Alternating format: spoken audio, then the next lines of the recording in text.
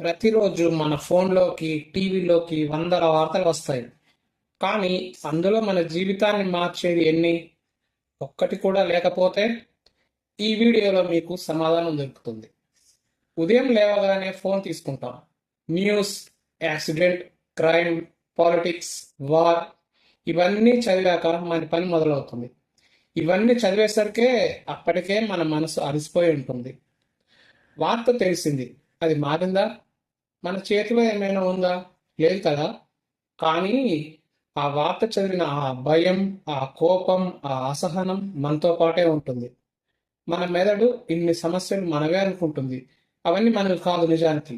అది మీకు కూడా తెలుసు ఆ విషయం. అందుకే స్ట్రెస్ పెరుగుతుంది, ఫోకస్ తగ్గుతుంది, పీస్ పోతుంది. మన జీవితానికి అవసరం లేని సమాచారం మొత్తం మన శక్తిని ఇవే తింటుంది. మన జీవితానికి నిజంగా అవసరం ఏంటో తెలుసా? మన ఆరోగ్యం, మన కుటుంబం, మన పని, మన లక్ష్యం. ఇవి ఏ వార్త చెప్పదు. ఇవి మనమే చూసుకోవాలి. రోజు 10 నిమిషాలు వార్తలు చాలు. మిగిలిన సమయం మన జీవితానికే కేటాయించాలి. వార్తలు చూడకపోతే మనిషి అవివేకేమి కాడు, మనసు కాపాడుకున్నవాడు అవుతాడు. ప్రతి వార్త మనకు అవసరం లేదు, కానీ ప్రతిరోజు మన మీద మనకి దృష్టి అవసరం. ఈరోజు మీరు ఏ వార్తను వినకుండా మీ జీవితాన్ని వినండి, అంతే చాలు.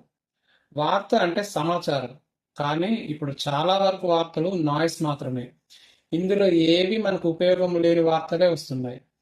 భయం, అసహనం, వివాదం మన మనసులో నింపడమే ఈ నాయిస్ పని. నాయిస్ ఎక్కువైతే సిగ్నల్ కనిపించదు. ఇది మన మనసుకి సిగ్నల్ని అస్సలు దగ్గరికి రానివ్వదు. రోజంతా ఇతరుల సమస్యలు, ఇతరుల గొడవలు, ఇతరుల జీవితాలు మన మెదడులో తిరిగితే మన జీవితం ఎప్పుడు జీవిస్తాం? నిశ్శబ్దం అంటే ఖాళీ కాదు, అది శక్తి. నిశ్శబ్దంలోనే మన నిజమైన ఆలోచనలు పుట్టుకొస్తాయి. రోజుకి ఒక్క అలవాటు మార్చండి. నిద్రకి ముందు వార్తలు కాదు, మీ రోజు గుర్తు చేసుకోండి. ఉదయం లేచి హెడ్లైన్స్ చూడడం కాదు, మీ లక్ష్యం గుర్తు చేసుకోండి. ఇంతే, సింపుల్ మనం చేయాల్సింది. మన జీవితం బ్రేకింగ్ న్యూస్ కాదు, అది స్లో స్టోరీ. రోజు ఒక చిన్న అడుగు, ఒక చిన్న నిర్ణయం, ఒక చిన్న మార్పు, ఇవే మన జీవితాన్ని నిర్మిస్తాయి.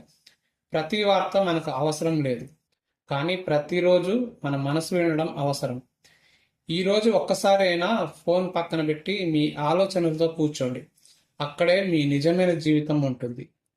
ఈ మాటలు మీ మనసులో తాకితే మన తెలుగు టెక్ వేణు ఛానల్ని సబ్స్క్రైబ్ చేయండి. మన లాంటి మధ్యతరగతి మాటలు మరిన్ని మాట్లాడుకుందాం.